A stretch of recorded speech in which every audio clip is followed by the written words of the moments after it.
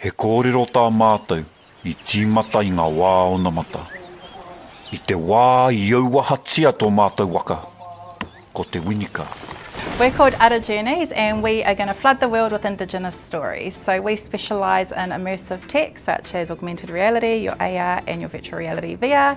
We combine that with artificial intelligence and we bring history to life in place.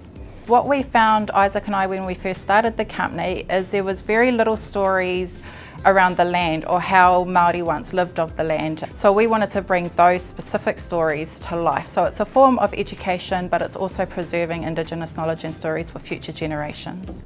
The real reason behind moving into technology is because that's what our rangatahi and our tamariki are flocking to these days. They're being born digital natives. Our apps that we develop, they must be educational, they must take people away from their screens and back outside to reconnect with the environment.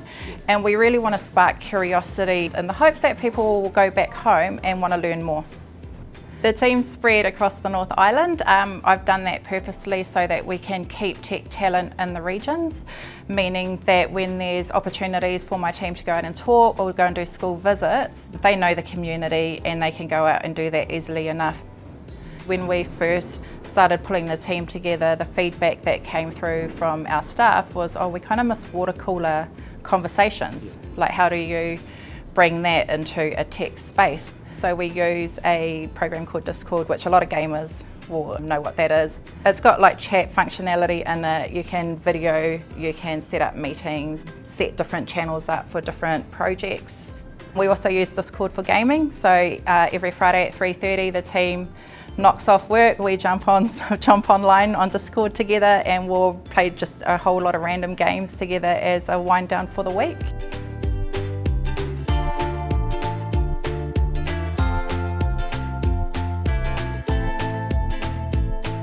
So we have two business models. We've got a B2B and a B2C model. What people don't necessarily see when they're out playing our games, our AR games, is there's a massive infrastructure platform that we've built, and underlying that is the different capabilities that we have access to that we can package up and offer to other businesses or government industries or local government. That's definitely been a huge advantage for us and the way that we generate revenue. So now we're looking at international expansion, the infrastructure's there. We've been fortunate that what we do is quite niche. We've partnered with some really big international software companies who help support us in terms of promoting what we do and bringing us into their networks and making business connections for us. At the moment, we're using AWS for our infrastructure. We use Unity for some of the game design stuff that's happening. Then again, we've got a great partnership with them where we get access to their software engineers overseas. And then our other big partner is Niantic. They meet with us every fortnight and we can share with them how we're using their systems, what we're using them for, where our pain points are, and how they might be able to help us with that. A piece of advice I would give to other business owners or founders, and this is from my understanding of technology, and I've been in the industry for a long time, is to watch the trends overseas, because New Zealand's really slow to adopt.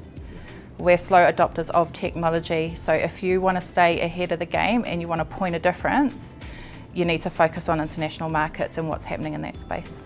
I think Digital Boost is great for any business owner or founder because it's an easy way to upskill. It's free, the content's fresh and new and relevant. One of the ways that I do use Digital Boost is I go in and keep an eye on social media posts or any social media workshops that might be coming out, because those platforms move so fast. So the dream for ARA Journeys is to flood the world with Indigenous stories and work with Indigenous communities. So what we want to do is look at establishing studios overseas. So one thing we're big on is not being the only company that can produce this kind of outcome for Indigenous people. We want to be able to share our expertise and our knowledge and our infrastructure and platforms with other Indigenous communities so that they can do the same thing for their content and their stories and start preserving their languages and knowledge for future generations as well.